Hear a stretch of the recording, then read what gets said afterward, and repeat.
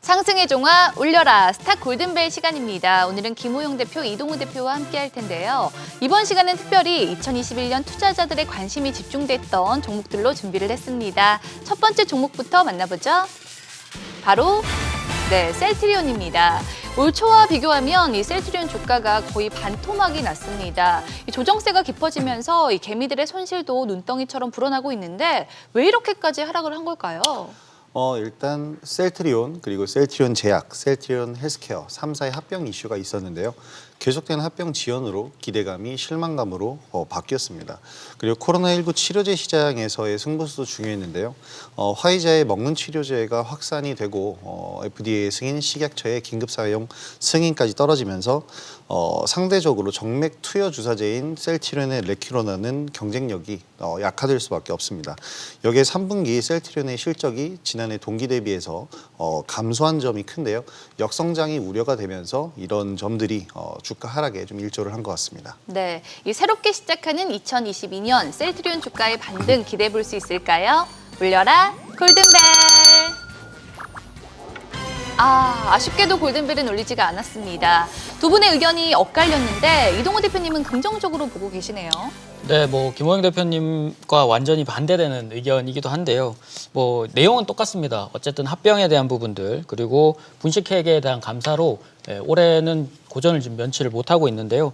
하지만 코로나 치료제에서 어쨌든 다소 밀리긴 했지만 레키로나의 단계적으로 진행되고 있는 판매 범위가 넓혀져 가고 있고 합병도 작년 여름부터 해서 단계적으로 작년이 아니죠. 올해부터 단계적으로 진행이 되면서 충격을 줄이는 방향으로 가닥을 잡은 것으로 보이고 또한 분식회계에 대한 부분도 3년 만에 지금 3년에서 4년까지 심판대에 오르고 있는데요. 이 부분들 역시나 삼성바이오로직스의 예전 케이스와 비슷하게 감사 발표 이후로는 오히려 불확실성 제고로 반등이 예상이 되기 때문에 오히려 악재가 된 부분들이 이제 해소될 수 있는 부분들이 더 가까워지지 않았나 싶습니다. 네, 반면에 김호용 대표님은 보수적인 의견 주셨네요.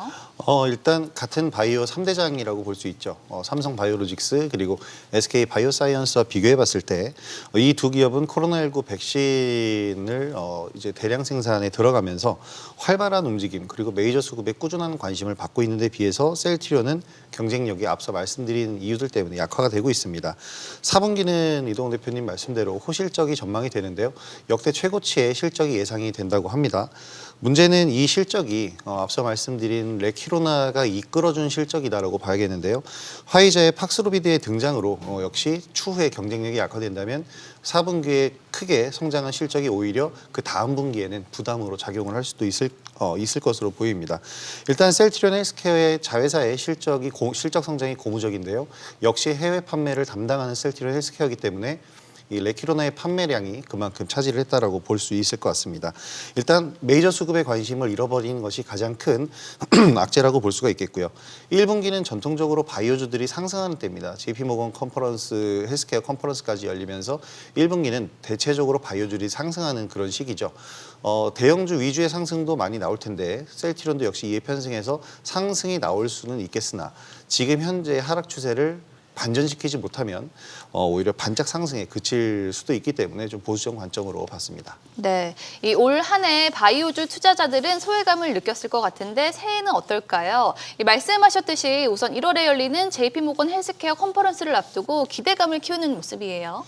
네, 올해도 이제 JP모건 헬스케어가 이제 앞두고 있는데 아쉽게도 작년에 이어서 비대면으로 열린다는 부분들은 좀 아쉽게 됐지만 1월 10일부터 예정되어 있고요. 헬스케어 컨퍼런스 이전에 보통은 바이오주들이 많이 상승이 나오기 때문에 현재도 지금 바이오주들이 최근 들어서 반등이 나오는 부분도 그 부분에 기인한 것으로 보이고요. 그 이후로는 컨퍼런스에서 대박을 터트린 종목들로 옥석 가리기가 진행이 되는데요. 사상 최대치임에도 불구하고 지금 바이오 제약 기술 수출에도 굉장히 큰 사상 최대치임에도 불구하고 코로나 상황 속에서 코로나 치료제 외에는 관심을 덜 받은 상황들이라서 참가 기업들 전반적으로 시세는 조금 더 이어질 수 있다고 보고요. 그중에서도 중대형주들 위주로 중점적으로 좀 보시면 좋을 것 같습니다. 네, 김호영 대표님도 2022년 바이오주 대응 전략 전해주시죠. 일단 지난번 말씀드린 대로 코로나19 관련주로 편입되면서 이제 급등락이 심해진 중소규모의 테마성 바이오주들이 많은데요. 단기적으로만 이런 종목들은 접근하시고 사실 매매를 안 하시는 것도 나쁘지는 않을 것 같습니다.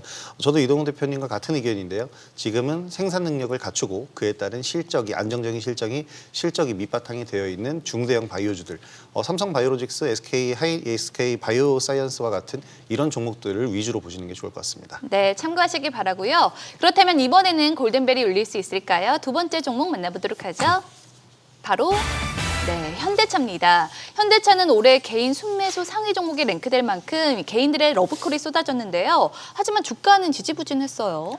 네, 뭐 미래차에 대한 비전도 제시를 하고 했습니다만 글로벌 시장에 대한 전반적인 원자재가 가격이 올라갔고 그로 인해서 인플레이션이 전반적으로 일어났는데 결과론적으로 그게 공급난과 유통망에 불안함을 가져다 줬고 또한 코로나19로 인해서 국내외 공장이 일시적으로 가동 중지되었던 점 그리고 코로나19 이후에 직접적으로 공장이 가동이 중지가 되면서 차량용 반도체 부족 현상으로 인해서 완성차 업체들은 뭐 국내뿐만 아니라 전체적으로 불안한 움직임들이 있을 수밖에 없었습니다. 네, 그렇다면 현대차가 새해 주가 상승에 재시동을 걸 수 있을까요? 울려라 골든벨. 오, 드디어 골든벨이 울렸습니다. 두 분 모두 상승 의견을 주셨네요. 네, 지금 내연기관 차량에서 전기 수소차로 자동차 시장의 생태계가 변해가고 있고요. 현대차도 이에 발맞춰서 변모하고 있는데 약간 과도기라고 보시면 됩니다. 그리고 지금 주가가 이렇게 하락한 것은 가장 큰 이유는 연초에 애플카 이슈가 터지면서 너무 급등을 했기 때문에 이에 따른 어떻게 보면 조정 구간이다라고 보시면 될 것 같고요. 지금 성공적인 변신 그리고 브랜드 밸류의 성장으로 인해서 내년에는 충분히 상승을 할 수 있을 것으로 보입니다. 무엇보다 2025년부터 모든 제네시스 모델을 전기 수소차로만 생산하려던 일정을 재정비한다고 발표를 한 게 악재로 작용을 하면서 전기차, 수소차 시장에 좀 충격을 줬는데요. 완전 전면 중단이 아니고 재정비이기 때문에 오히려 이를 발판으로 궁극적으로는 더욱 발전할 수 있는 계기가 될 것 같습니다. 기술적으로도 쌍바닥을 완성을 하고 있는 상황이기 때문에 내년에 기대해 볼 만할 것 같습니다. 네, 올해 자동차 섹터에서 완성차 업체의 주가는 부진했지만 2차 전지 또 자율주행 관련주들은 좋은 흐름을 보여줬죠. 그렇다면 2022년 자동차 업종의 주인공 누가 될까요? 가장 눈여겨볼 탑픽 종목이 있다면 전해주시죠. 네, 전반적으로는 뭐 내연기관차의 전체적인 이 분위기가 다 바뀌어가고 있는 상태고요. 그로 인해서 전기차와 수소차 산업들이 미래차로서 각광을 좀 받았는데요. 뭐 현재 각국의 이제 환경 규제 강화랑 주행거리 경쟁 속에서 차량 경량화 관련주들을 다시 한번 보고 싶은데요. 뭐 그 중에서도 명신 산업을 좀 보고 있는데 친환경차로 글로벌 전환 움직임이 큰 상황 속에서 기존 자동차 부품주들도 변화를 꾀하고 있는 상태에서 뭐 명신 산업은 시총도 크지만 기존 차체를 20% 정도 감량할 수 있는 스탬핑 공법을 국내외 쪽에서 기술로 인정을 받았고 그로 인해서 연비 개선에도 도움이 돼서 내년도도 충분히 그걸 따라갈 수 있는 부분들이 생겼다고 볼 수 있습니다. 네. 저는 이제 강연회 때도 말씀을 드렸었는데요. 자율주행에 관련되어 있는 종목들을 눈여겨보셔라라고 말씀을 드렸습니다. 여기서 핵심 종목 잠시 후에 공개해드리도록 하겠습니다. 네, 기대해 주시기 바라고요. 이제 마지막으로 만나볼 핫 종목은 바로 네, 자이언트 스텝입니다. 올해 가장 주목받은 핫 종목이기도 한데요. 지난 3월 상장 이후에 경이로운 상승세를 보여줬죠. 그렇습니다. 공모가가 11,000원이었는데요. 3월 이후 쭉 상승을 하더니 11월 17일에는 공모가 대비 1,460%라는 놀라운 상승률을 보였습니다. 상장 당일 따상 가격 기준으로 봐도 현재가가 약 7배 정도 상승해 있는 그런 모습인데요. 일단 VFX, 그러니까 시각 효과에서 대장주로 등극을 했습니다. 기존의 덱스터와 함께 동반 성장을 했는데요. 지금은 자이언트 스텝이 좀 더 압도적인 모습이고요. 하이브와의 협업 등으로 해서 올 한해 이슈를 계속해서 만들어내면서 가파른 상승세를 보였습니다. 네, 이 자이언트 스텝이 계속해서 거침없는 행보 이어갈까요? 두 분의 의견 확인해 보도록 하죠. 울려라 골든벨. 이번에도 골든벨이 울렸습니다. 두 분 모두 추가 상승이 가능하다고 보시는 건가요? 네, 뭐 진격의 행보까지는 아니지만 완만한 상승이라면 충분히 가능해 보입니다. 메타버스 전반적인 사업 형태가 투자로 지금 이어지고 있는 상태고 뭐 최근에는 이제 페이스북이 사명까지 메타로 바꿀 정도로 투자를 아끼지 않는 모습이고 최근 뭐 이제 여름부터 해서 메타버스 얼라이언스를 통해서 국내외 대기업들도 모두 참여를 하게 됐는데 최근에는 또 삼성전자가 역시 빠르게 메타버스를 준비하게 되면서 관련 기술과 인프라가 될 수 있는 클라우딩, 통신, 그리고 관련 기기까지 섭렵하는 모습을 보이면서 관련주들의 상승세가 조금 이어진다면 지금 현재 조정을 받고 있는 자이언트 스텝마저도 추가적으로 다시 한번 주가 상승을 기대해 볼 수 있을 것 같습니다. 네, 이 자이언트 스텝을 포함해서 메타버스 관련주들은 올해 주가 상승률 상위권에 대거 이름을 올렸죠. 내년에도 메타버스 산업에 대한 이 기대감이 상당한데 계속해서 이 투자 매력을 뽐낼 메타버스 기대주 하나씩 선택해 주신다면 어떤 게 있을까요? 정말 여러 종목들이 있어가지고 하나만을 꼽기는 조금 어렵긴 하지만요. 네. 지금 자이언트 스텝을 보면 떠오르는 종목이 맥스트라는 종목이 비슷한 시기에 상장을 한 기업입니다. 역시 뭐 맥스트도 독보적인 기술력 하나를 가지고 있는데요. 국내에서 유일하게 AR, 그러니까 증강현실 어플을 만들 수 있는, 앱을 만들 수 있는 저작 도구, 이 기술을 가지고 있고요. 저작 도구를 국내외에 배포를 하고 있는 기업인데요. 독보적인 기술력을 가지고 있는 기업이기 때문에 이번 메타버스 열풍에서 살아남은 종목, 몇 안 되는 종목들 중에 하나가 되면서 옥석 가리기를 통과할 수 있을 것 같습니다. 네, 이동훈 대표님은요? 네, 저는 이노뎁을 가져왔는데요. 국내 최초 VMS 전문 기업으로 한국판 뉴딜의 일환으로 스마트시티 사업 확대로 수혜를 받는 업종이긴 한데 무엇보다도 이노뎁은 마이크로소프트 대표 메타버스 기술로 인정을 받은 혼합 현실 기반 웨어러블이죠.